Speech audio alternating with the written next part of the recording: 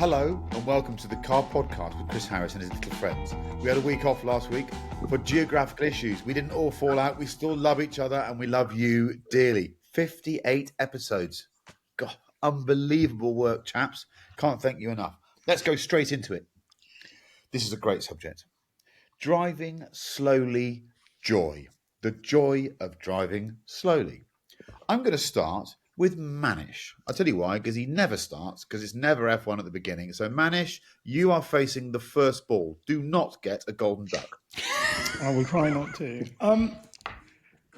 It's interesting, in central London, you actually don't have a choice. So whether it's a joy or not, you drive slowly. But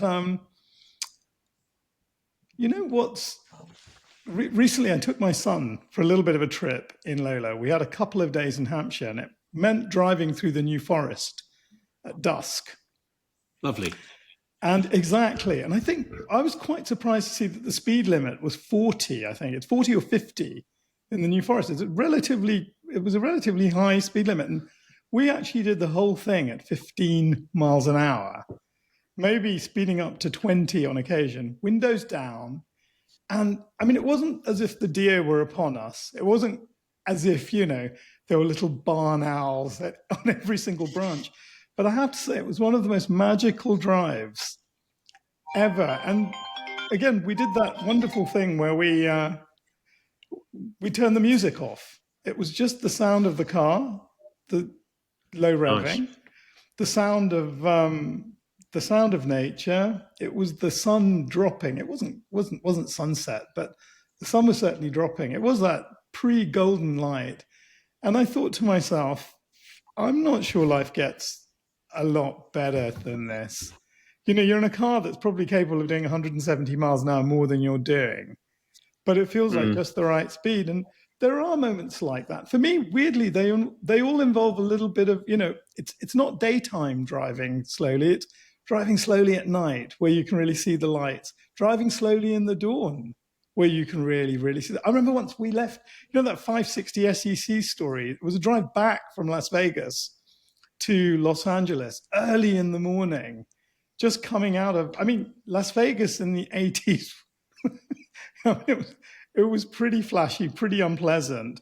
But I have to say, leaving early in the morning again, just as the sun's dipping up, you want to do that slowly. You don't want to shoot through the strip, with any kind of vroom. I think for me, first thing in the day, last thing at night, really nice car, windows definitely down, no music, just enjoy it. So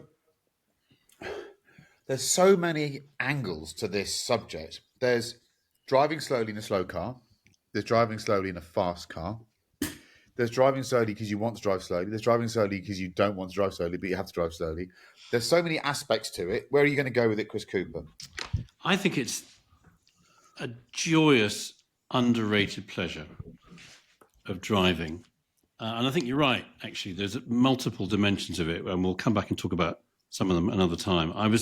There's a particular journey that I have in mind that really brings to life the joy of driving slowly. Earlier on last year, Lynn and I spent a long weekend in the Cairngorm Mountains, Grampians, used to be called area of northeast Scotland, around Braemar and lots of areas around it. And we got a car, a little hire car. It was a 6-year-old BMW 218. 6-year-old hire car? I was really impressed. I actually said to the guy in the hire car, I said, that's really interesting. You've still got a 2017 or something hire car. He said, it hasn't done the miles. And actually, it's still a really good car. It was really nice. Manual transmission, those seats that go right to the floor. Love those seats.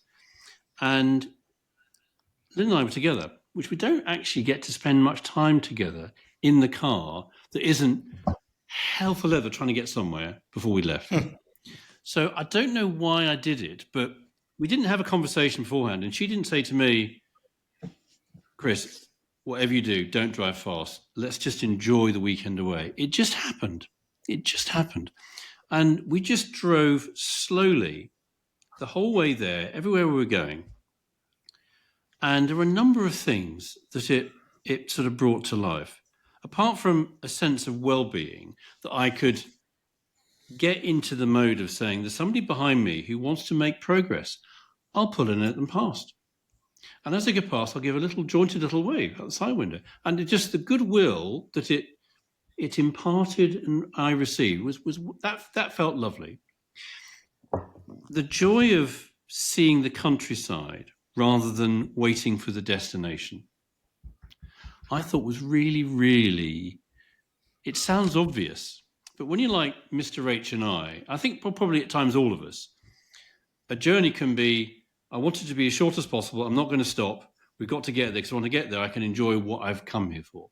And I managed to get my head into that space of not thinking that way. So the passage, and it's beautiful countryside, clearly. Scotland is lovely. And because I was driving slowly, I saw that SL 600 in the garage in Aboyne, which somebody then bought and then wrote to us sometime last year. Yeah. And that made the whole thing worth driving slowly to hear from that lovely chap who bought that car. He was thinking of buying a Tesla, but he bought an SL 600 because he was listening to us, which I think is just hilariously lovely and wonderful. But the most important thing, there's a bit about how you drive the car. It's not the same as driving a car fast, more slowly. You just do it differently. You think about the quality of the gear change. You think about, actually, can I drive not using the brakes and thinking about the throttle more sensitively? Actually, there's a car slowing down up there. I can just ease off. And just the whole thing was lovely and smooth and flowing. And you kind of take a perverse pride in conducting the automobile at the slowest pace, but it still feels like you're moving and it's nice and smooth.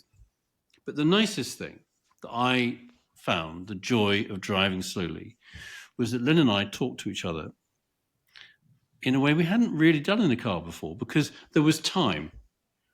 There was time and space. Lynn was relaxed because I wasn't driving like an idiot, trying to get somewhere before I'd left. Glad you pointed out before I did. Yes. I wasn't, getting irritated because I couldn't get past somebody. It's like, hey, it's fine. We're driving slowly. So for the two of us, it was, we both said we need to go and find somewhere else to go and do that. And life being too busy, and you kind of think, crikey, we're like 15 months on, we haven't done it yet. But thinking about talking about it today, when we finish this, I'm going to go and see Lynn this evening and say where we're going to go and drive slowly. Because talking with one's wife, my lovely Lynn, and the way we were able to talk was just about everything, about where we're going, the boys, our life, what we're going to do in the next 5-10 years, and just stopping and talking about people we hadn't seen for a while, because we had the time and space. It was a lovely environment. She was relaxed and happy. I was. And I hadn't really thought about that before. It took me a lot of years in my driving life to get to the point to realize when you're with somebody else in a car driving slowly, suddenly the car becomes the place you can have that lovely experience with your loved one or a mate or whatever it is. And I just think cars are brilliant when you drive them slowly. Yeah, I think I'd echo most of those sentiments, if not all of them. Neil Clifford, what about driving slowly? Oh, I've got so many angles on this. It's like a dodecahedron. That's 12 pentagons. Actually, yeah, it is. Yeah, it's 100-sided golf ball. Is it? You have to. I'll look it up. Yeah, there was a golf ball. It was anyway. You have to. In a way, we haven't got a choice, have we? Because you sort of have to drive slowly now, because there's fucking cameras everywhere trying to control our lives and get lots of money and stop us driving, and it's all for good reasons and safety. 20 miles an hour at the Finchley Road, yeah, right. So in a way, if we like cars, often we have to drive really slowly, so it's sort of a bit pointless not enjoying that, because that's the nature of driving now. So that's one angle. Second angle is I've just sort of been around the world actually for 2.5 weeks, which is sort of really annoying because I've missed cars a lot. And then you get back in the car this morning desperate. I was desperate to go for a drive any bloody way. And my son had to get to the station, and Emma's always taking him, and because I'm not here, and she's like, "I'm going to take Vincent." Oh no, I'll take him. I'll take him. Yeah. Don't you worry, darling. You sit down and sit with the dog and have your tea. I'd get in any fucking car and drive anywhere. And there's something lovely about getting in a 4x4. I know we can be sort of critical of 4x4s, but you know what? There's a moment when they're really cool, when there's a storm, even though it's one of our sort of pretend fake storms that we've given a name. So when, not supposed to leave the house, but the wind's going like 22 miles per hour. But anyway, the leaves are everywhere. It's raining. It's windy. You're like, oh, it's really autumn now. First day like that, yeah. And you get in this, Range Rover, and there's something lovely about it. If at the end of the world I'd survive it because I'm in this 4x4. You've got that sort of feeling of cosseted safety. And I was just poodling along. I left, it only takes us 15 minutes to the station. I'm like, come on, let's get half an hour, drive really slowly, just watch all the leaves going up in. It was just smashing. So that was this morning's first drive after sort of pretty much 2.5 weeks.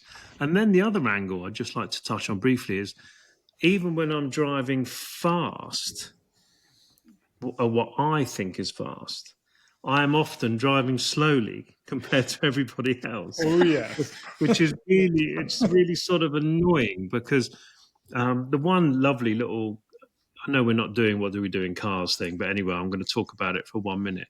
I was in Los Angeles. My lovely friends at Singer invited me to this Willow Springs launch, which was very cool. Yeah, it must have been. Meet in a coffee shop at 7 a.m. This really great little coffee shop, and all of the Singer owners of Los Angeles show up in this car park, and we got free posh coffee. And Daniel, my adorable guy at Singer, had sort of organised it all for me. And I've got this sort of little BMW hire car, so there's like mega cars everywhere, and me. And I'm like, oh shit, this is going to be embarrassing.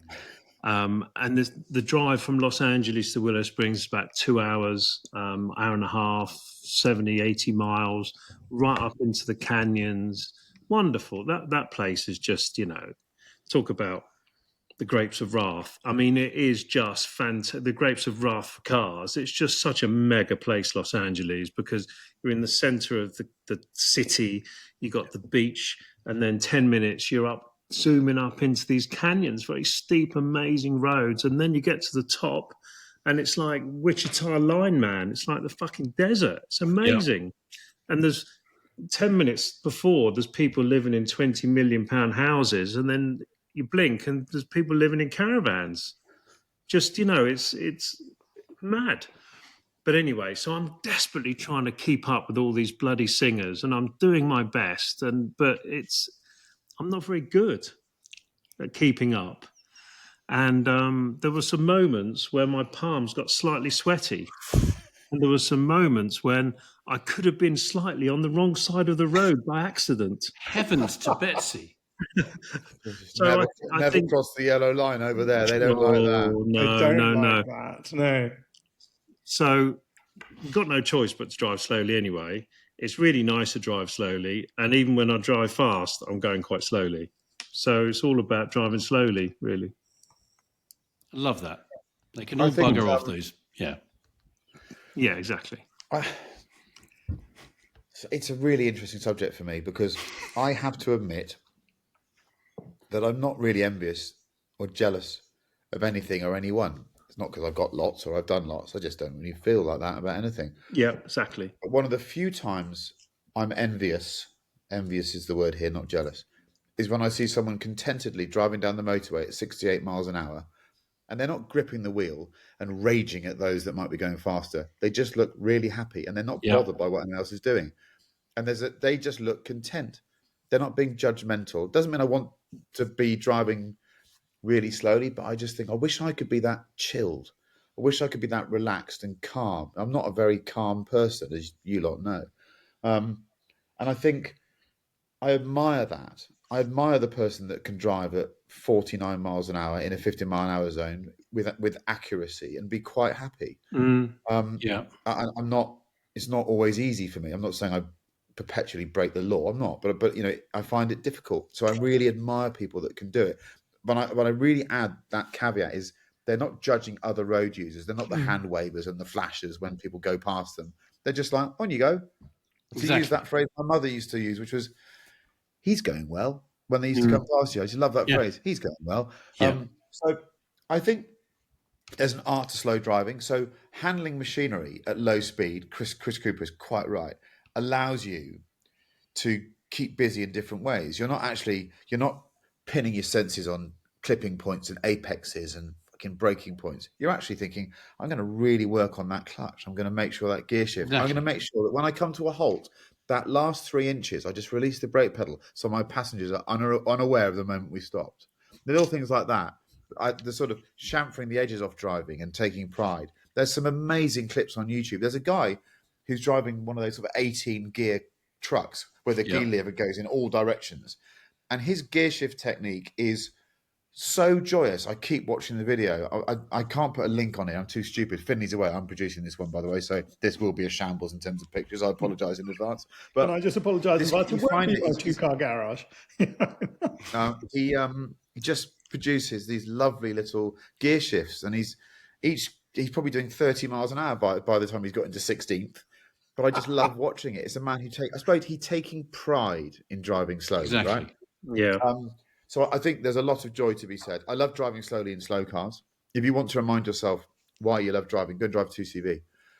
Go drive a 425cc 2CV, 4 or 5 up on some country roads where there's some hills, and you'll be wetting yourself with laughter up the hills, and you'll be hooting with laughter down the hills, and you'll realise that speed is probably the least important ingredient to driving enjoyment on the road, and we have to accept that. And I think that mindset helps us massively. Yes. In terms of modern driving, Neil, I totally agree. If you can't love slow driving, you probably can't love road driving anymore. I think that's right. I'd add one thing. I'll tell you this. If you think about one's mental health, I can tell you, I know I'm in a much better place when I'm not hurried and driving too quick on the road. The slower you can drive, the better your noggin. I really believe that's 100%. Absolute correlation. 100%.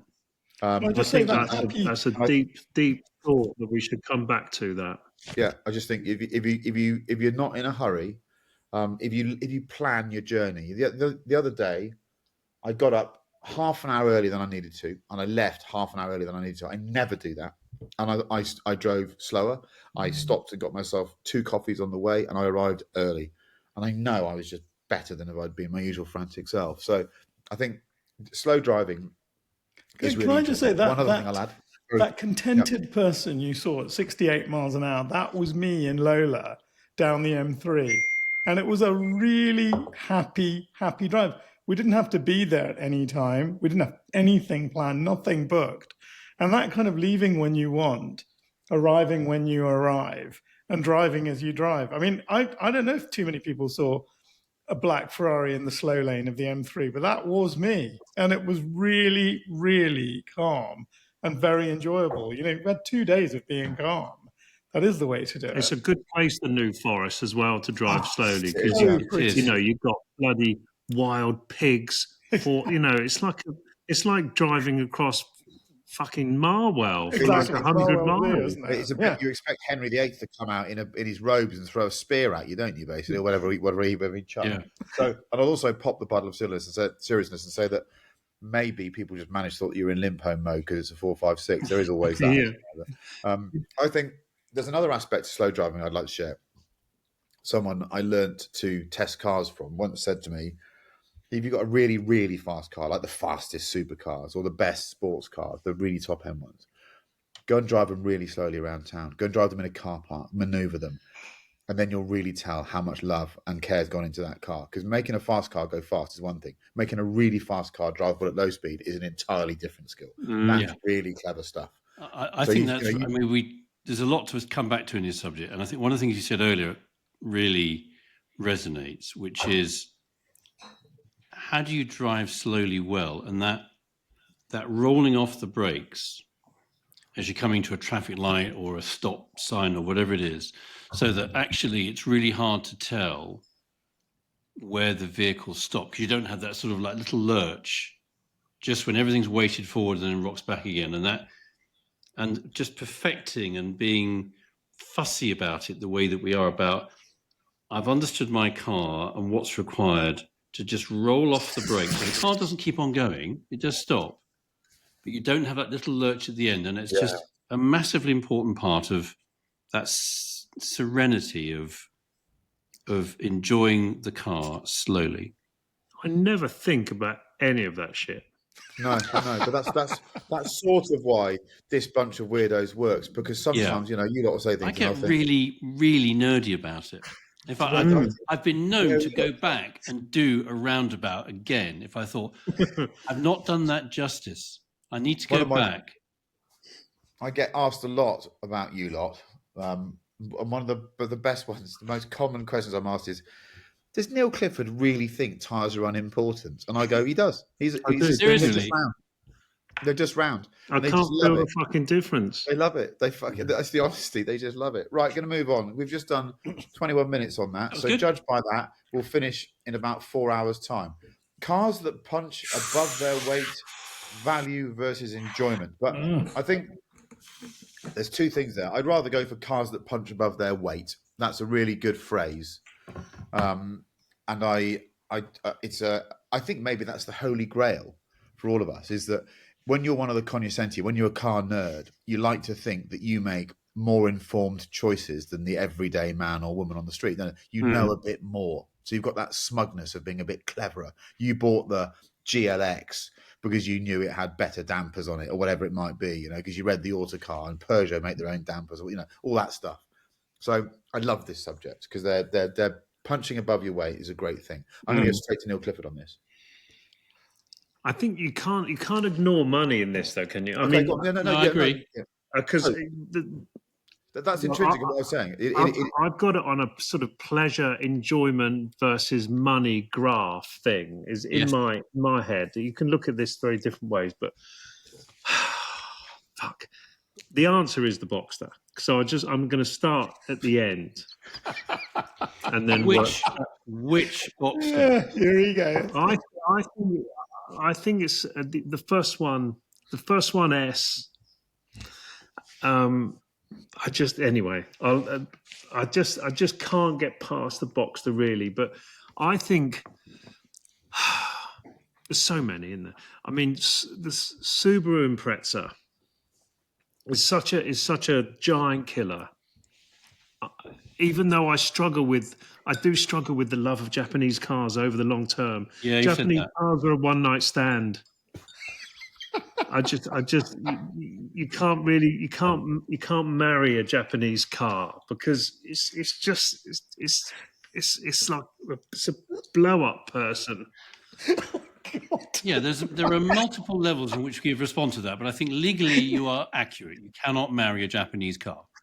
I'm picturing the co-pilot in Airplane at the moment, just to keep it clean. All right. Well, I have a Subaru Impreza, bloody whatever it's called, Litchfield T25. I literally read that Evo magazine until it fucking fell to pieces on the bog about that car, and I always wanted one, and I could never find one. And then I got one, and it's for whatever it was, 20 grand. It's got those little adjuster knobs on the back for the suspension. I don't know what they do. I move them around, nothing changes. That's fine. And the dash is a bit crap, but it's 400 horsepower in a little saloon that weighs like a paper aeroplane. It's fucking amazing. And no one knows what it is. I think part of this is the not knowing what it is thing. It's if you know thing. It's a bit like the Yaris, another car you can't really love over the long term. You get one. I've had two. You think, oh my God, I'm never going to sell this. It's a modern day Integrale. It's just an incredible thing. And then after 6 months, you're like, oh, it's a bit Japanese. And then you don't keep it. I think Conti GT. I know I'm talking my own book here, but I think 15 grand just a fantastic car now. I mean, that not really punching above its weight 'cause it's a very heavy car and it's bloody expensive. But now for 15 grand, it's amazing. But I think Boxster first series, whatever that's 986. Is it 986? I think it's a really good answer and one that I'd struggle to beat because ultimately this comes down to driving, doesn't it? And I think I revert back to the Pepsi challenge phrase. If you could put people blindfolded in a car and let them judge the quality of the materials, the way the controls feel, and all the other stuff, and the way it sounds, Boxster was as good as stuff that was 10 times the price, wasn't it? Sometimes better. So, Manish, what are your thoughts? There's one other thing about a Boxster, which is its label. I mean, talk about sitting in a car that's great value, but you're in a Porsche. And that, if you can buy something like that, it's Neil's Bentley thought. It's just, you said it's that intangible thing that has nothing to do with driving. You're in a Porsche for that money. That is, so it slightly zings on my, in terms of kind of value for bucks, I would put a Toyota MR2 right up there. I think they are fantastic. Cooper I'm with you there. Oh no, I really do. I think. Listen, what is a good one? So 2003, 2004. What sort of series was that? It was the last one with the Reimage engine one. Yeah, exactly. It was a sort of the slight. I've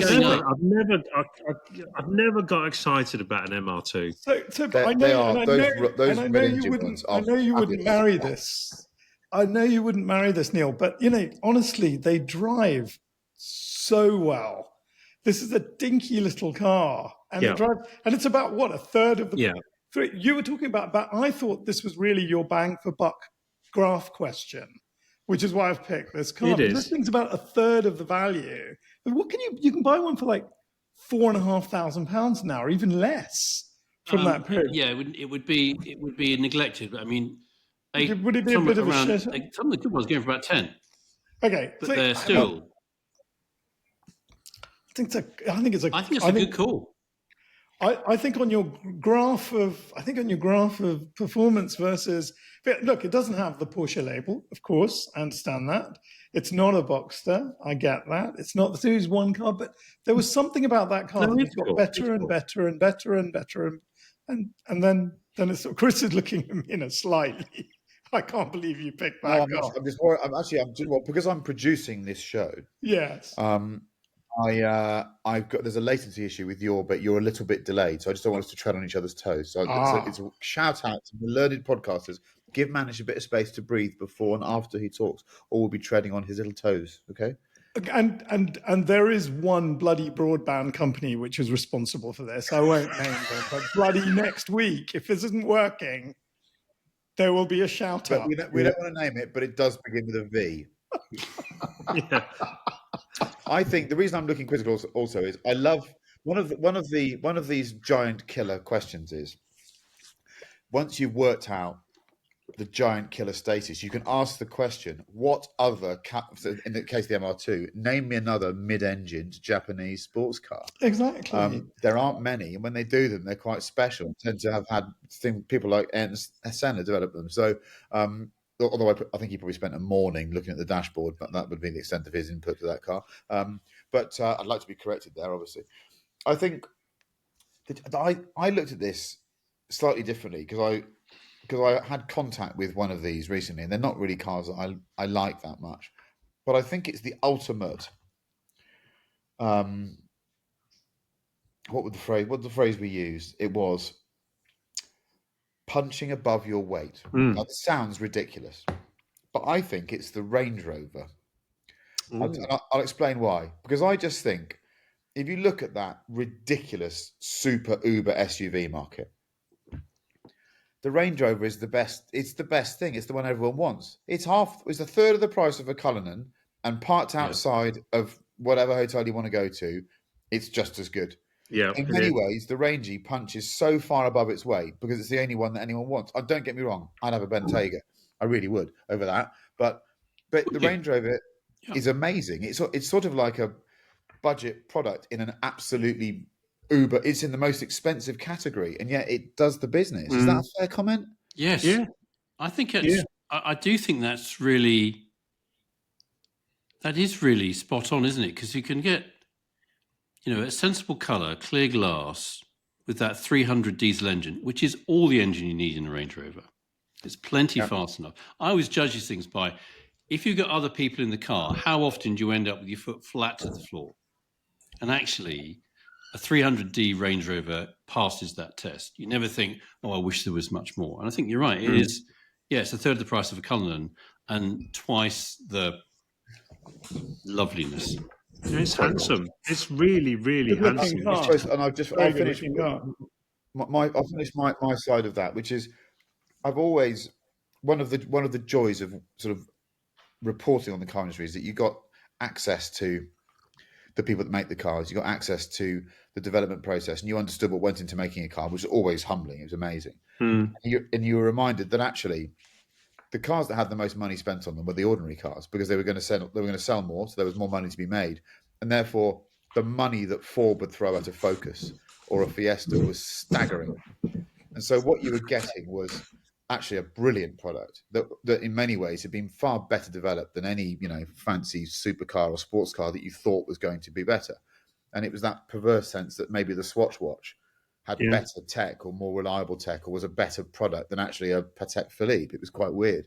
And that understanding meant that every time I got into particularly those Ford Focuses at the beginning, you'd just go, this is brilliant. This is so good. If we think of a giant killer, Pepsi Challenge, I'd rather drive this down a B road than the last 3 sports cars I drove.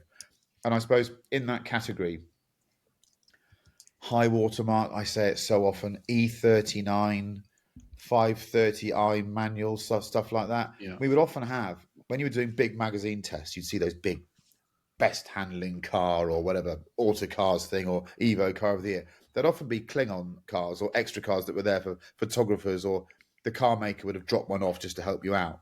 And sometimes they'd be hero cars. See, I remember being on a big test and the M5 was new and it was all brilliant, but there was a 530i wagon. And most of us spent a load of time skidding that around because it was actually more fun on the road. Yeah. That probably would have won the test if it had been in it. And it's weird how often the ordinary car reminds you that it's better than the fancy one. What do you think, Chris Cooper? There are some cars that punch above their weight that sort of didn't when they were new. But they 100% do now. I like this angle. And if one thinks about performance cars, sporty stuff that you'd like to take on track, the world has become Formula GT3 RS. If you haven't got a GT3 RS, don't bother turning up. It seems to me the world has become, for track days, we had this lovely event with Sir Hoy up in Croft the other day, and most people turned up. They either turned up in a GT3 RS or they wish they turned up in a GT3 RS. But last week, I had the chance to drive something courtesy of the lovely Will Pembroke, friend of our podcast and an unbelievable enthusiast. He let me drive. We had a couple of goes together with him up and down the A30, the Cranbourne Chase, beautiful part of the world. And he had an E46 CSL with a manual gearbox, courtesy of Dara, 40,000 miles on it. Oh, that just, what a thing. Well, that slightly shorter final drive, that's a bit of a weapon, slightly shorter final drive. Whoa. I mean, that was just, it exceeded the very high expectations I had for it. But there's the other car he let me drive, what he is mad about, and I have to say, I'm completely sold. It's the 2016 M4 GTS. Yeah. Which lots of people were not very kind about when it came out, because it was compared to GT3RS at the time, would have been 991, and it struggled. Now, that car, on Auto Trader, and I looked at Car Classic as well, 65 grand. Wow. What a machine. Wow. I mean, I mean, he's taken it to the ring. Will took it to the ring a couple of times this year. He came to that event we had at Thruxton, which is a grown-up place to take any road car. And we had a little play with it entirely legally, Ossifer, up and down the A30 in Cranbourne Chase. Beautiful day, lovely dry day, really, really fun. What a machine. And I said to him, I cannot think of any car that punches above its weight. And you're right, Neil. It is absolutely driven by, how much does it cost? Cost, yeah. Yeah. It's like a third, a quarter almost of going and getting a 992 GTRS. No way is it only a quarter of the enjoyment and the fun. I actually really like the way it works. It's got a really planted feel. The steering is just magnificent. 500 horsepower. We need to make this graph. We need to make the quite graph fun, and plot actually, stuff yeah. on it. Yeah. Yeah. By the way, Plot as a stuff brand, on BMW has an uncanny knack of having stuff that, when it's launched, is overpriced, not as fast or as good as the equivalent Porsche. And then when you fast forward 5 years, you're going, that's a really it's nice just, all-round you look at the package. splitter on the front. I mean, you think, I said to him, you've obviously put something on. I said, no, came from the factory like that. In the boot, you lift up the boot floor. It's got water tank. little vessels that you fill up the water for the water injection with the engine. How cool is that? That's How cool. much did this cost That's new? just- How much did it cost new? You know? Chris, what was it new? They would have been over 100,000. 130, 140, something like that. I don't think it was that much. Wasn't that No, much? wasn't that 120. But it's still over 100. Don't forget, of course, that's another one. The inflation in new car prices is so. Yeah, that's true. We forget. preposterous. Exactly. Yeah. But no, I think that's a really good chat. But BMW made these things, and the great thing is they weren't that attractive as new cars. They didn't sell many, so they've got a scarcity value as well. They do. If you go, I saw Will at the Nürburgring in that car, and he there's a lovely feeling of rolling into a car park knowing you're probably the only one. That's. I think we love that. That's a chat list. Put that on the list. That's sort of why I made the quip about Formula GT3 RS. Yeah. Yeah, I agree. Yeah. Well, we did get it. We couldn't work out if it was witty or kind of clever. Who knows with me? Yeah, could be neither. Right. It's a bit I'm just clitty. looking at pictures. Only I'm looking one at in a pictures car park list. I like that one. I drove the 992.2 Turbo S yesterday with the two hybrid turbochargers. I'm not allowed to talk about how it drives at all. Wow. So there you go. But I'm allowed to say I've driven it. Otherwise, I get fined. I think it's 80,000 euros. Okay. I can tell you, though, that they had 3 pull quotes on the wall behind. They were from people whose opinions I'm sure we value. Patrick Dempsey, yes, because he has done Le Mans. Yeah. Orlando Bloom and Paul Casey, the golfer. Okay. So among the most random quotations I've ever had at a new car launch is that Paul Casey, I love my golf, thinks the turbo's great. I was sitting there thinking, I'm pleased for Paul. I don't quite know why he's telling us that, but it's great. Nice. But it's fabulous. Here we go. Create a car to help Aston Martin sales. Oh, fuck. Who wrote this? Me. Neil. What did you've just used the vernacular to go why? Well, you can answer it, you bugger. I think this is good because, well, it's always just good, this, isn't it? Thinking about how we can help our lovely automotive world because they're struggling a bit, aren't they? Yeah. And we all bloody love Aston Martin desperately.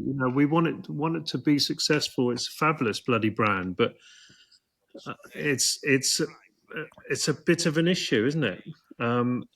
So let me turn my bloody phone off. Wow, I'm going a different angle to that. The thing. This is my take on it, right? I think the strategy has been, and maybe strategies, even if they're failing, they might work. It just takes a lot longer time. Yeah. So maybe we're just stuck in a moment where it's not quite got to where it needs to be. But the strategy of needing and wanting to be the British Ferrari, which is my instinct is maybe that is what the strategy. And by God, have they done a good job on the cars, right? They're super handsome. The quality is amazing.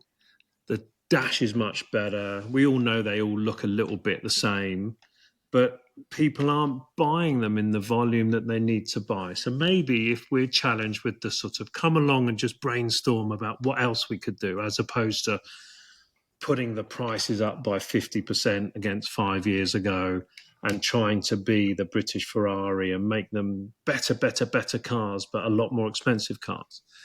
It's really difficult to emulate really great brands.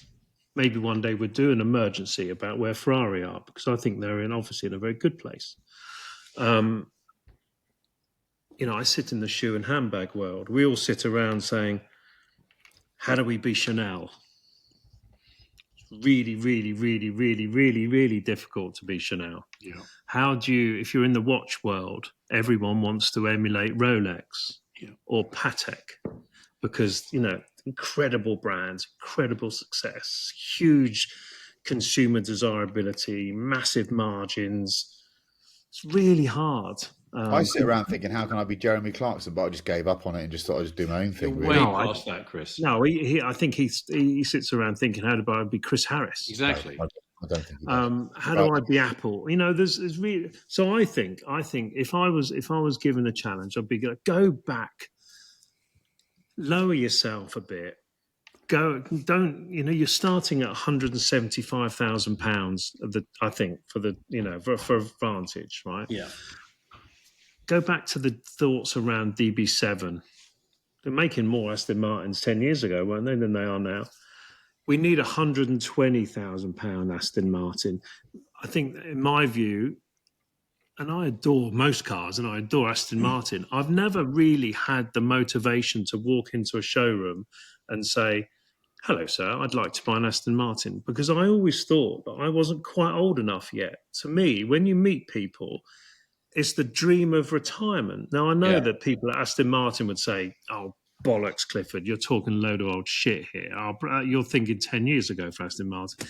It was the dream of the man that had worked his bloody arse off. He's got his pension. He's paid off his mortgage. The kids have been through university. The wife's happy. I'm going to treat myself. Is he really going to go and do that for 275,000 quid for a Vanquish?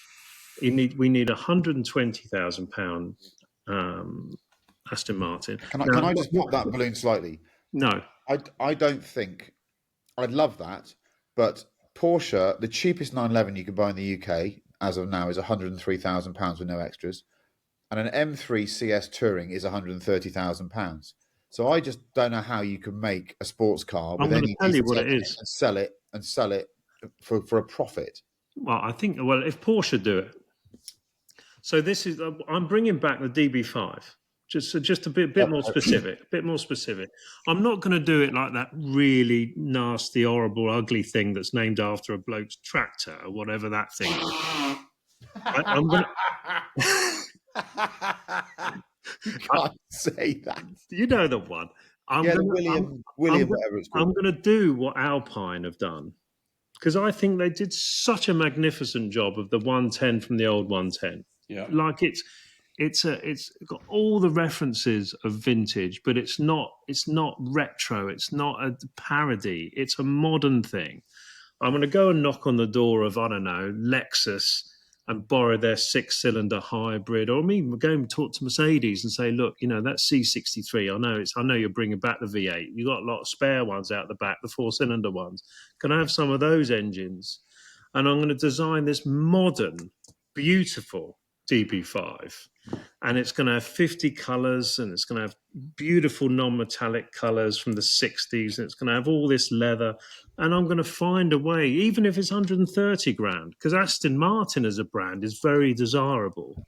There's just not enough people with the money to spend the prices that they've got, because they're not the customers that they think they've got. They're different ones.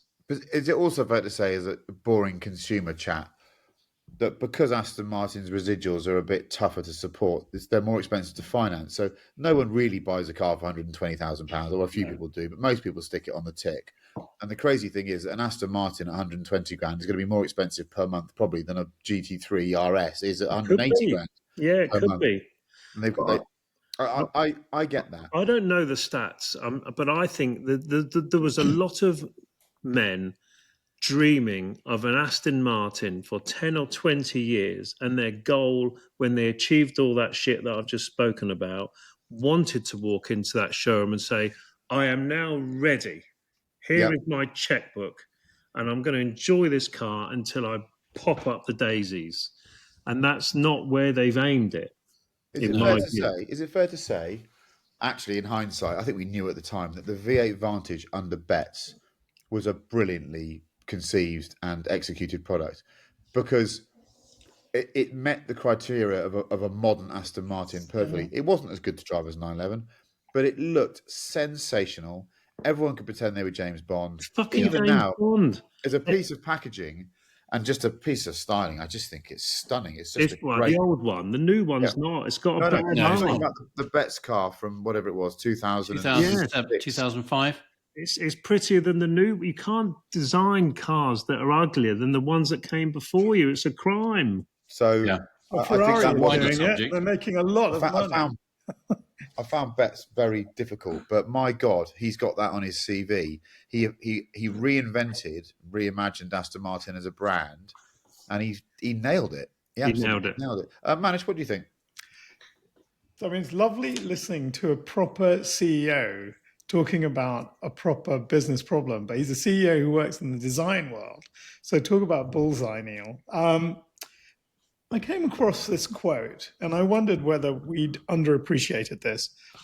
Autocar said about buying a used 1977 V8 Aston Martin Vantage, the big dog. Ooh. They described it as hairy-chested, patriotic 70s supercar that exudes sophistication but isn't for the faint-hearted. And I've never read a better description of an Aston Martin in a way than that. I mean, that would not describe a Maserati or a Ferrari or a Porsche. And if you add James Bond to that, I was thinking about James Bond. I mean, who is James Bond? Who is the kind of archetypal James Bond? I mean, Neil's right. He's not some company director who's just sold up at 65. You know, even if he's a fantastic 65-year-old, you know, with a gym instructor, a hair transplant, all the rest of it. I mean, we're talking about, you know, you're right. I thought the sort of subtext of the question was, how do you make Aston Martin younger? Because in making it younger, maybe you'll find the formula. And the thing is, the guys there, as you say, they're very clever people. Luca's own Felisa was CEO for a good chunk of time. And I've heard Luca talk about it as a brand, just sort of saying, what an amazing brand. And you've just said exactly the same thing, Neil. You've got the label. You've kind of got the silhouette. You have the pedigree. You have the history. So why aren't you hitting? And I think it might just be that in the kind of 80s, which is, you know, when I think of Aston Martin, I think of two things. I really don't think about modern Aston Martins. I realize I think about James Bond. So obviously I think about Goldfinger. Well, Goldfinger, I think it was made in 1966, something like that. Gold member, exactly. 65, yeah. And then I think about exactly that car, that kind of 70s, you know, real muscle car. And then I don't really think beyond that. And I think this is a really tricky one. The four models that you can buy today are the Vantage, the Vanquish, the DB12, and the DBX. They're their models. So they've had a go at the SUV, they've had a go at the V12, and they've got two kind of Bond silhouette cars in the middle of that. And that's, so I suppose, they've got Valkyrie and they've got Valhalla coming, so they've got their mid-engine. You can't buy a Valkyrie now, though. They stopped making those a year ago. Valhalla, you're right, is coming. But I think this is a really, really, really tricky one because you've had the best brains. They've sort of scattered this seed. I mean, would your strategy, Neil, be you've got this one DB5 that's 120 or 130,000 pounds, and that's what props up the other four? Because I think that's the tricky bit with it. They've got to make some money. They're losing 200 or 300 million quid a year. I mean, it's not happening. Absolutely, but I do wonder whether the really answer hard. So they've built a 4x4, which is obviously not selling anywhere near as well as they want it to. I do wonder whether, you know, the root of the formula is just like go down to two models. Go down to two models, you know, make this beautiful. You don't think that would work? Chris? I think it's a really, really hard question, this. design an think, Aston Martin that's just going to... Oh, yeah. I suppose I hate thinking that we can fix a business. I exactly. I could run the toilet on Aston Martin. But I love the idea of what, defining a product. Because when Aston Martin flew under Betts, it was the V8 Vantage that did it. That just totally it turned the dial. They've been doing quite well with DB9 and everything, but it was you saw 10 a day. It was great. You saw them everywhere. So Chris Cooper, DB7 gave him a big push though. After before, you have a look underneath one of those. It's a bloody XJ. Yeah, up to a point. Chris Cooper.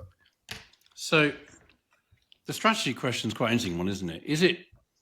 Is the strategy been wrong or has the execution been wrong? In other words, if you'd looked at it on paper to say you've got a little baby-ish car, a more grown-up car, and a very grown-up car, and then some specials, and you're going to sell 7,000 cars roughly a year, you'd say, that should work. But it hasn't. And is that execution or is it strategy? I mean, good question. I mean, this is a longer subject, and I've had 2 seconds to think about this today. And I remember years ago, crikey, a long time ago now, nearly 30 years, when I was deciding that actually, do I really want to be a management consultant the rest of my life? Turns out the answer to that was I had to, because I couldn't do anything else. I had a brief go at trying to create a different kind of thing with some very, very bright creative people who were very clever design people. Look at that wonderful mutt. Has he got something to share with us? Sorry, for those of you who can't see. He normally leaves me alone during podcast time, but he wanted to have a chat. So carry on. A more intelligent beast has appeared on the portal that has Chris Harris in it. You carry on. I'll put down in a minute. He's got quite a tickly throat, hasn't he? How cute is that? He likes that. Look at that. Sorry, carry on. You're doing your thing, Cooper. So there was a design agency that was buying a lot of clever stuff in the 90s. Some of it worked, some didn't work. And they were behind the British Airways rebrand of the late 90s, a firm called Newell and Sorrell. And John Sorrell, Sir John Sorrell now, doyen of the British design industry. He's a brilliant. He reached out to me and said, why don't we do something together? I was at a consulting firm at the time. And the first project that we had together was to reimagine the British Airways terminal at JFK. Unusually, British Airways owned it. They didn't rent it or lease it. They actually owned the real estate. So they could kind of do what they wanted to it. And at the time, the strategy of British Airways was to connect and serve the communities of the world, which was part of the cool Britannia, trying to get away from just being British. I thought it was a really interesting strategic voicing of who they thought they were as a firm, what they could do. So I was thinking on the lines of, well, if you really think you're a global community connecting and serving communities of the world, how would that manifest itself in a terminal building? What kinds of things would it license you and allow you to do that customers would understand and buy into? And he looked at me with utter horror and said, no, we're not going to do that. I said, well, why? He said, well, because that's what everybody else would do. And I thought, well, that's really interesting. I thought, is it because they do it but not very well, or because actually genuinely the creative process is different? We could look at the Aston Martin question and get Chris, down the road that you feel uncomfortable with, which is we're trying to solve something. I actually don't think it's a bad thing. That was the fucking question. Yeah, well, the question says, create a car to help Aston Martin sales. Yeah, a car.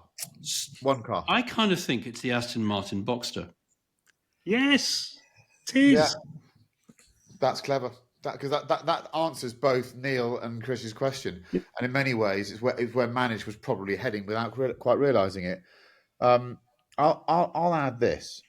In my adult period of being a car enthusiast and a journalist, there are 2 standout products that were shamelessly reimagined versions of cars that were iconic. And they were the L322 Range Rover and the Frank Stevenson Mini. Jeff Upex did the Range Rover, Frank Stevenson did the Mini. They are the 2 best at doing that. The Frank Stevenson Mini is especially brilliant. When you see those driving around now, you think, good God, it looked good then. It's amazing now. So first of all, you phone up them. You get one of them on board. And for me, then you pick, I wouldn't go mid-engine. I'd just pick back catalogue. I'd say, we've done all these new things. We've got a new looking car. But I reckon if you did a V8 Vantage I'll throw a third name in, Rob Dickinson from Singer. If you have one of those three and you said V8 Vantage, do me one now, and we want to sell it for 150 grand. So we're not going to go super duper clever. We're going to have maybe 350 horsepower. This is not about going super fast. We're not chasing 200 miles an hour, but it's got to look absolutely amazing.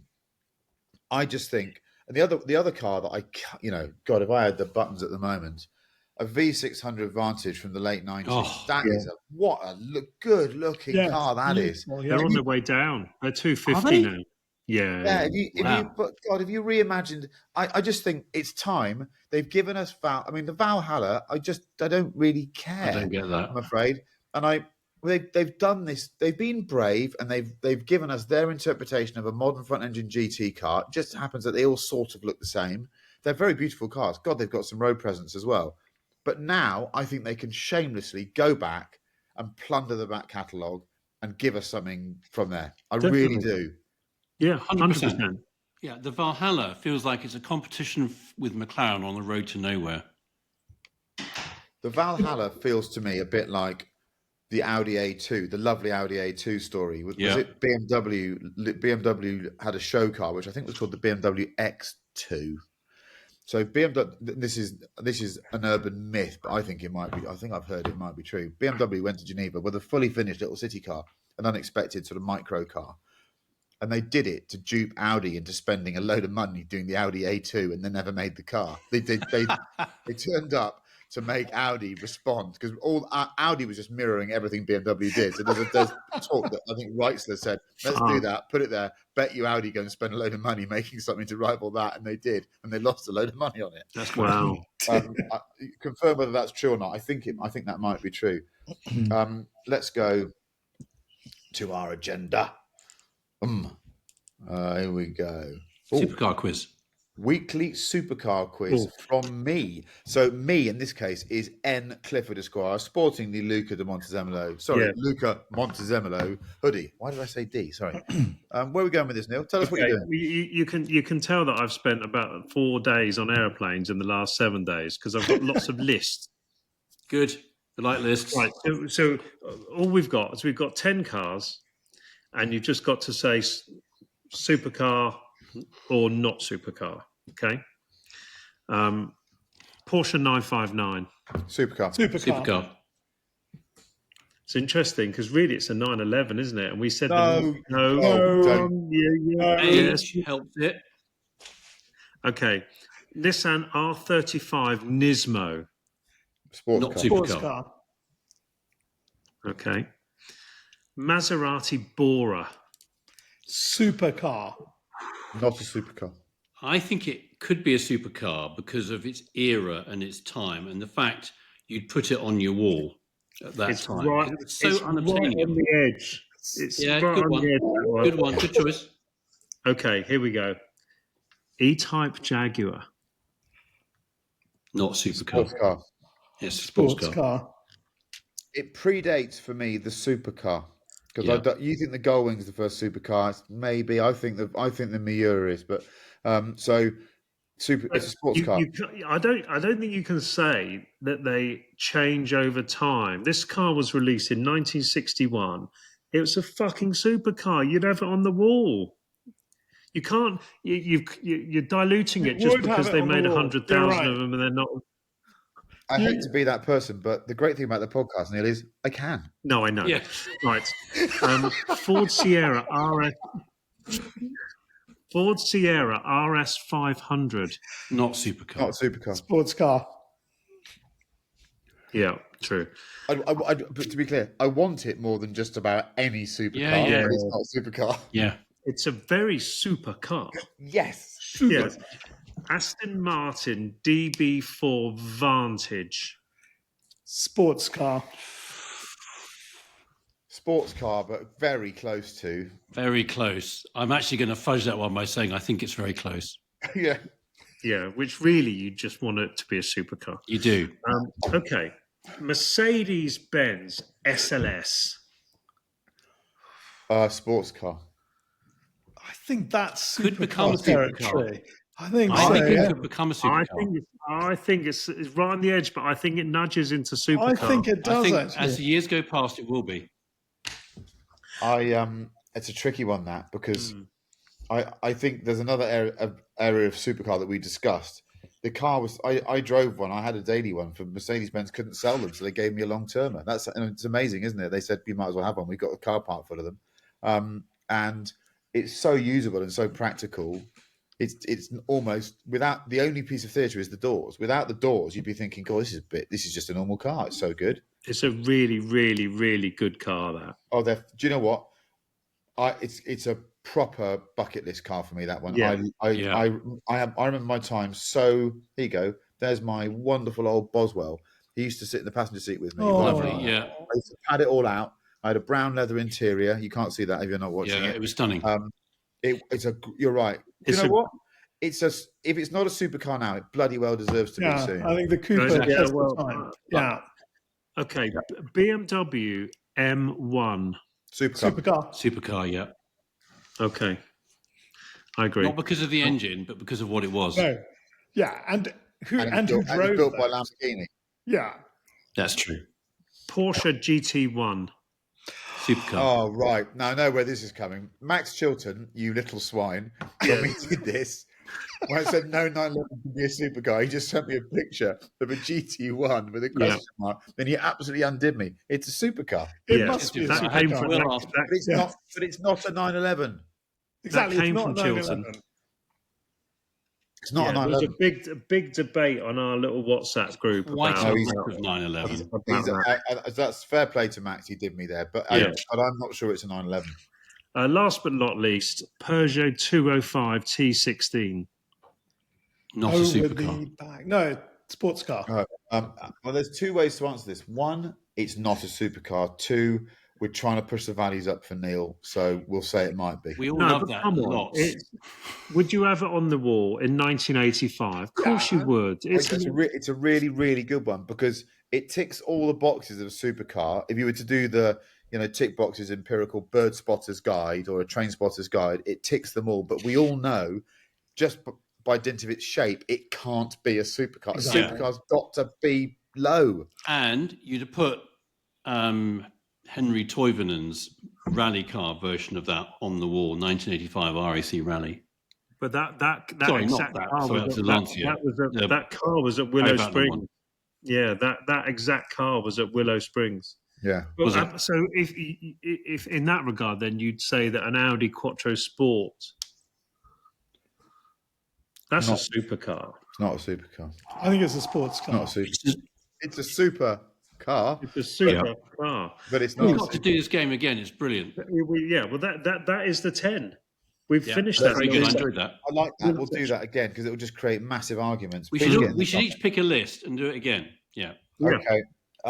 Let's do a little bit of Formula One because it's getting really, really interesting. I don't think we can ignore it.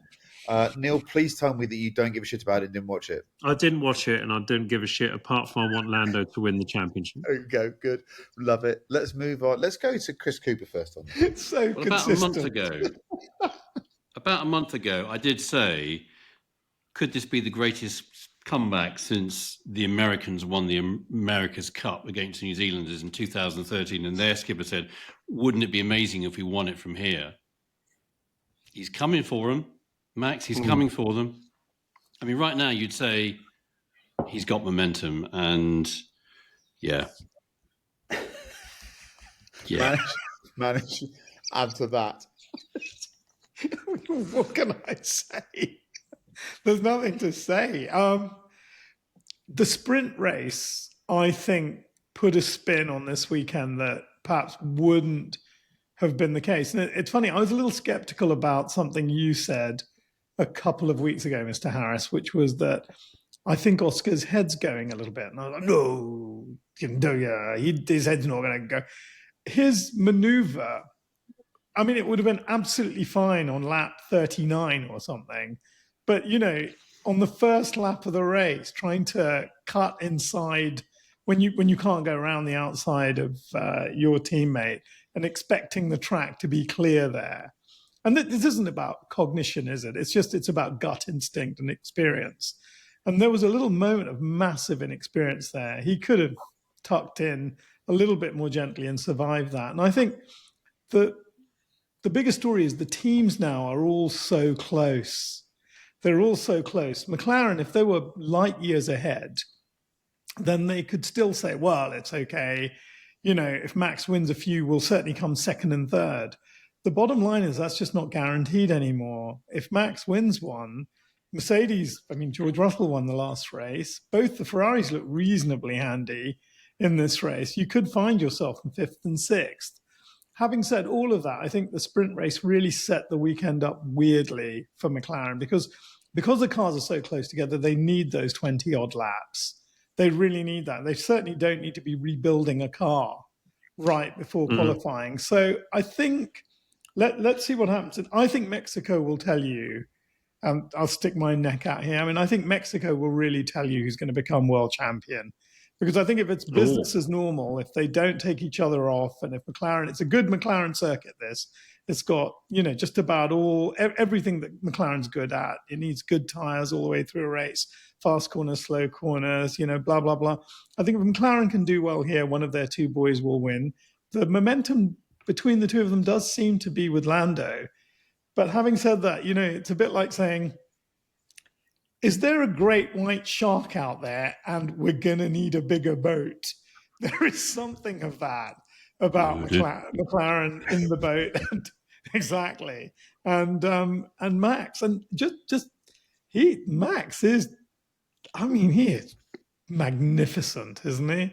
That guy is just magnificent. They found something on the car. I read that it was the front wing. Then I read Andrea Stella's comment saying, it's the underside. They've got that car running lower now because they've really sussed out the airflow. Oh, over to you. The film Matrix, remember when Morpheus has got Keanu Reeves and there's a bit where he's starting to fight back about Agent Smith and Morpheus says, he's starting to believe. Max is starting to believe. He is the one. He the one. I just want one more thing to say, sorry. And it has become recently a bit, Formula One's become Formula First Corner, hasn't it? Really. And I bet McLaren are really, really not, because Mexico, the first corner, is a hemisphere away. Yeah, it is, yeah. What could possibly go wrong? Oh, nothing at all. Could we just not have Sao Paulo, where, if you get a decent start, you're going to get to the first corner first? Mexico, as well as in Austin, it's a bit... Well, the thing about Austin is it's got this really, really wide entry, but there's really only 1.5 lines through it. So you can be 5 or 6 or even 10 abreast because it's such a wide entry and it's just going to be carnage. You're also completely unsighted. When you're single-seater, when you go up that hill, it looks like you're taking off in a 737. Yeah. I've driven it and you think, bloody hell, how do they do this? They pop over the crest. I thought Zach was harsh on Hulkenberg, but he retracted it. He did retract it. Yes, he did. Yes. I think we've got a belter of a season. We should be really, really grateful. I tell you what, Neil Clifford, you're missing out if you're not watching these because they're really good races. There's a lot of aggro. People are making on an aeroplane. All the stuff you want. If you've not got wet races, you want aggro, mistakes. You want teammates that fricking hate each other. We've got it all. Yeah, so I'd observe a couple of things. I think when Max thinks he's unbeatable, he's about the most dangerous and intimidating Formula One driver ever. Yes, I think he's got something even the yellow helmet of the '80s might have not had because he's just he's lethal. The car's working and he likes the car. There's a sense of freedom in that team that I suspect we know why. He's driving beautifully. He's making good decisions. I think Oscar has imploded a bit, but he's, how old is he? How on earth is he supposed to sustain this pressure? It's horrific. Yeah. What was I doing at his age? I couldn't even bloody order a burger without getting it wrong. So what these young men have to endure, Antonelli, he's barely a fetus and he's controlling a Formula One car. It's absolutely bonkers. So, but all the ingredients are there. Max has got momentum. I'm not sure I believe that Mexico is the sort of denominator of what we expect the outcome to be for the season, because I think that Red Bull has proved itself to be a bit handy on various types, quite a wide variety of circuits since the summer break. It's impressive. Does make you wonder why did it take so long to unlock this car? What was the thing? And maybe after the season they'll tell us. Sometimes maybe they won't. But it's good viewing. I really want to tune in now because I don't know who's going to win this. And I didn't think it was mathematically really going to be possible from the Dutch Grand Prix, and he's just gnawing away at them. It's fabulous to watch because of all the drivers in the world you don't want coming up behind you, it's him. You must be shitting yourself. Yeah. And he doesn't really. He has that advantage of being the underdog. He doesn't really care. But Chris, I think there's just one thing we just must say that Max has won 4 championships in a row. Red Bull are a championship-winning team. They've won 8 championships, and McLaren haven't won for a long time. And I think sometimes that last 20 meters, 10 meters, 5 meters. I mean, they're the hardest you do when you haven't been a championship-winning team for a while. And we have no idea what McLaren are throwing at next season, given their massive lead.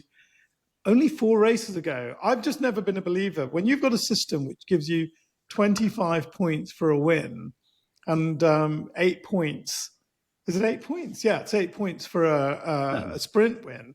If you can have a delta of 33 points any weekend, so even a 70-point lead is just, it's 4 DNFs, 2 sprints and 2 races. Yeah. This will be over when it's over. That's kind of the maths of this. What I meant by Mexico, by the way, was just I think we haven't seen McLaren at kind of full operational strength for a couple of races, and I think this is a really good race because it really should suit their car. I think actually Austin would have suited their car. I'm not saying that Red Bull might not be the fastest car. What I'm saying is that Red Bull should be the fastest car, but with a McLaren second and third. I think what we've seen is McLaren kind of slightly for operational reasons, sometimes falling behind Mercedes, sometimes also falling behind Ferrari. So I think that's what I meant by litmus test. But can I add again here? Sure. That what's happening to Oscar is he's making tiny errors, yes, and then you realise how closely stacked these cars are. If you're just 2% off form, you're not second or third. You're suddenly 7th. Yes, yeah. And then you start 7th, and then your whole weekend you're on the back foot. Then you think in that first corner, I've got to get past 4 cars. We've all done it. Everyone that's raced. What you don't realise is that it all started going wrong way back earlier in your weekend, and you're just playing catch up. And the moment you're playing catch up, you make mistakes and you open yourself up to serendipity, which will shit on you. It always does. But part of this, is just that he went after Lando, and Oscar for the last 4 or 5 races, his only rival in his mind was Lando. And I think deprogramming that might actually help him back off slightly. I think that's the point. That's the real point. No, I think that's fair enough. And also, just quickly before we go on to our 2-car garage. Yes. Papaya rules. Oh. It now sounds like a stupid fucking thing, doesn't it? It always sounded like that. Yeah. If they don't win the championship, I think we can say it was because of Papaya rules. Oh. I do think they've ended up with around their necks. And I think it's well intentioned, and it's something you can do when you've got an epoch-defining car that's so much better than everyone else's. But once you're back in a fist fight, I'm not sure Papaya rules is that useful. It's like walking into a brawl carrying a Bible, isn't it? Really, it's like, no, lads, it's not going to help you. So I think, I worry about it's heavy. It. Yeah, it could be. No, as you pointed out, the last Grand Prix when McLaren became championships was effectively the end of Papaya rules. I mean, it doesn't, in a way, now it doesn't matter. It really doesn't matter which of the two. It really doesn't matter. You're saying the Papaya rules is what has let Max in.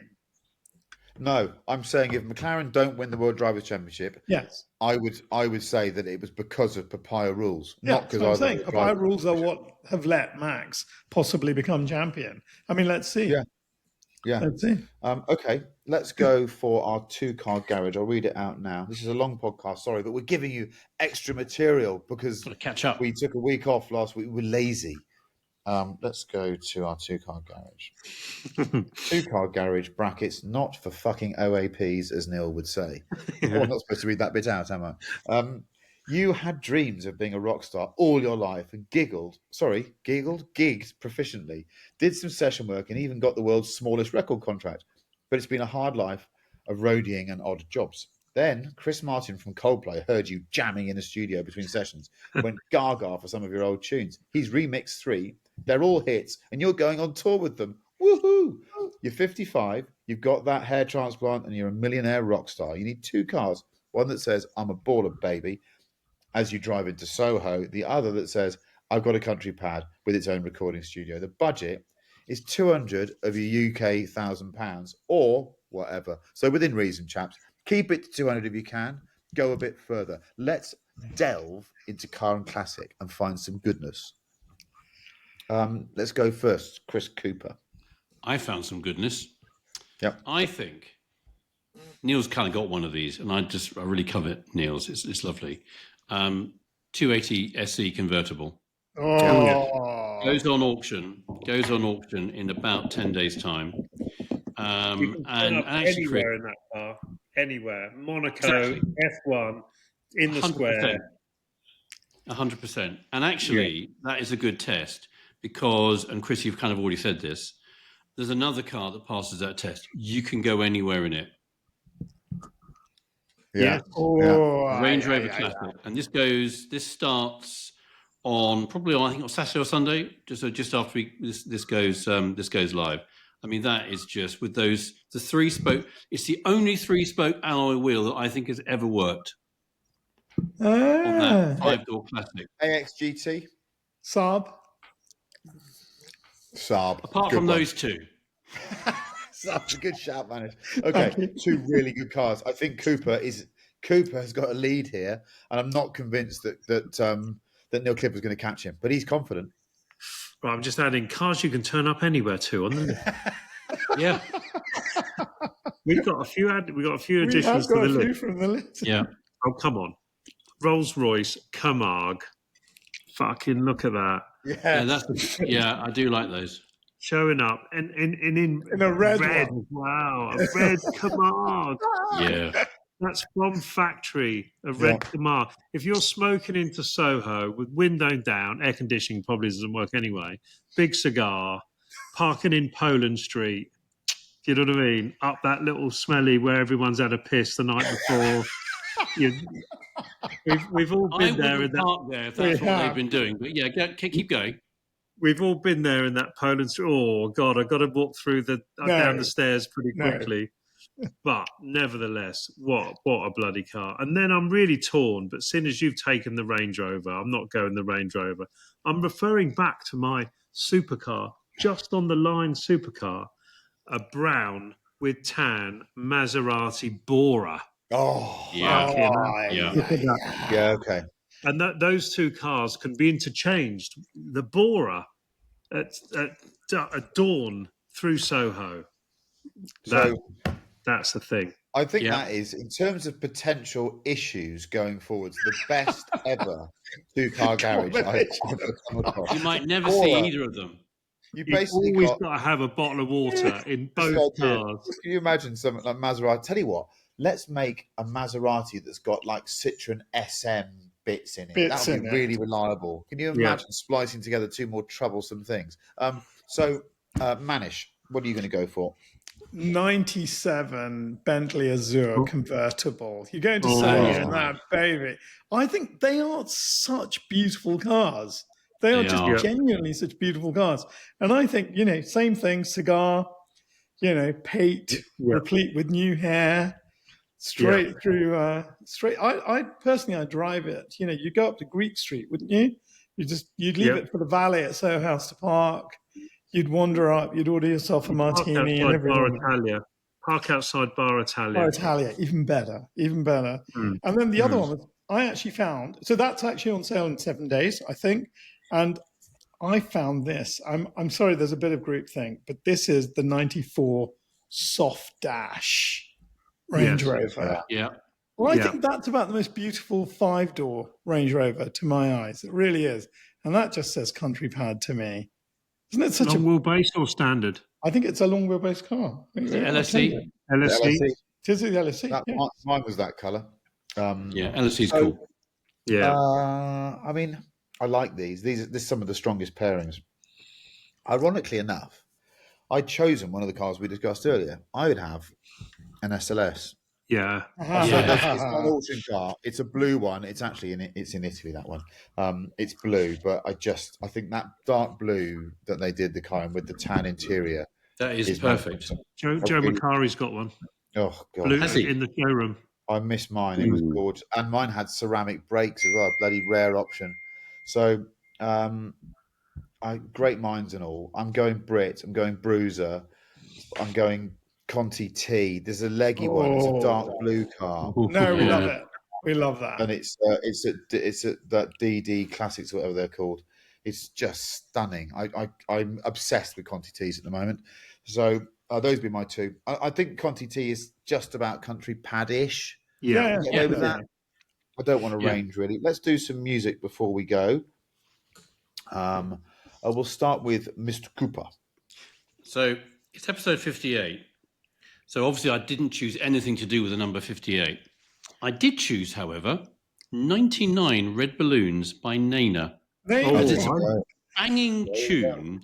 And I saw a little bit this English. Which version? No, it's a very good question. I think I Exactly. prefer the German version. And it made me look up this week that great TV series, because the world's in a certain place right now. There was a fantastic TV series a few years ago called Deutschland 83. Yes. The most popular German language show ever seen in the UK. It was on Channel 4 a few years ago. It's a brilliant story. It's kind of like follows the history of 1983, Pershing missiles, Able Archer. If you love that kind of stuff, which we kind of do, it's lovely. So, and I watched a bit of that and I thought 99 Red Balloons for episode 58 would be perfect. Yep. It's a good video. Well, I can't say that Nena was, as far as I was concerned, one of the most beautiful women I've ever seen in my life, but with the hairiest armpits. It was I just wasn't going to mention that. There's just no need for it. So I'm sorry. Hairy armpits but it's a fair observation, and some people are just into that. What did Neil just say? No need for what? Manish or hairy armpit? No, really. I'm with you, Manish. Thank you. Let's go for Neil Clifford. Right. Dave Ball passed away, the keyboard player of Soft Cell. Yeah. Oh, no. When? Yesterday. Oh, no, I missed that. Very sad. Part of our childhood. Non-Stop Erotic Cabaret is one of my favourite albums. You know, when was it? It was 81. Yep. It was School Disco. No one knew Tainted Love was a cover. No. Did they? It was fucking. It was the most original song you've ever heard. Until 20 years later, you realise it was a cover version. But that whole album, you know, I just adore it. But Bedsitter. Oh, what? I mean, that is a tune. The lyrics of that. I mean, that is the proper London Soho in your Maserati Bora. That's just fantastic. And bless him. Rest in peace. Bless him. Let's go to Manish. Blue Oyster Cult. Don't Fear the Reaper. Drive that. It is such a great piece of music when you're driving. Good song. So my subcategory for this week was songs whose intros, when you hear them, make you melt with a memory or just the sheer brilliance of the way someone manages to start a piece of music, get into their tune so quickly. But it's I think those opening bars are so clever when they're done well. Go and listen to Stevie Wonder, Golden Lady. Oh, massive. That is just caramel. The first 20 seconds. It's good word. It just makes me, want to hug people. It's gorgeous. Could I, without being moaned at as a name dropper, just tell you a quick Stevie Wonder story before we sign off? There was a very, very tiny period of time where I almost got to do a project with Stevie Wonder. Didn't happen. But I got to drive in a car with him to Gatwick Airport. Was he driving? No. I spent, that's actually such a cheap joke, even for you, Cooper. So, we're predictable. I was on the back of this. So we arrived at Gatwick Airport, and I was talking to him about this project and explaining something. He's a real he he is an extraordinary human being. We got out of this 4x4. We got out of this minivan at Gatwick Airport, and his PR team had not told Gatwick Airport that he was coming to take this flight. So thank God this was Britain. It's one of these stories. So the doors open. I get out with this producer, with Stevie and with his minder, and we get into the lift, the normal lift to go to the departure section of British Airways at Gatwick Airport. And people are crashing their luggage trolleys into each other. And so I'm in the lift. I'm in the lift with this very normal family who are obviously going off on their holiday. And the dad, he's so English, right? And so's the mom. And they're staring. The kids don't know who he is. They're staring at him. And the dad mouths the word, "Is that Stevie Wonder?" Just mouths it, okay? And all I could do is go like that. I nod. And then he just goes, which is wow. The door opens, we go out, and I go up to the check-in, and I just said to them, "Listen, I don't think anyone's phoned you, but I've got Stevie Wonder with me, and he's catching the flight." So this is no bullshit. He's catching the flight to Geneva. And the guy looks over my shoulder, sees Stevie Wonder, and suddenly about 5,000 British Airways people descend and create a VIP area just off the check-in and sit down and just surround him. And every single one of them wants some kind of autograph, or could you something? Yeah. It was and he was amazing. I mean, sat there humming away, whatever. That was actually the most starstruck I've ever seen anyone, the most starstruck I've ever been. Sorry, he's amazing. He's amazing. I don't know if anyone was there in Hyde Park all those years ago, and he did Songs of the Key of Life, start to finich. Just did it. He just did the album in order. Yeah, it was just mesmerizing. Another planet. So that was 58. I apologise if it didn't look as good as it should do. Finley's away. We miss him. Finley, get back, will you? This is a bloody disaster without you. I'm going to do my best to try and edit it. So if when he says 205 T16, there's a picture of a Reliant Robin or something, I'm not trying to be funny. It's just I'm crap at editing. Just do that anyway. Okay. No, don't cock up the Aston Martin bit. For God's sake, that's a bit. I won't. Yeah, I don't think we've got time to put all the pictures of the 10 supercars. Let's just stick with the 2-car garage because it is actually Thursday night. Okay, so thank you very much. We love you all. Come back next week for 59.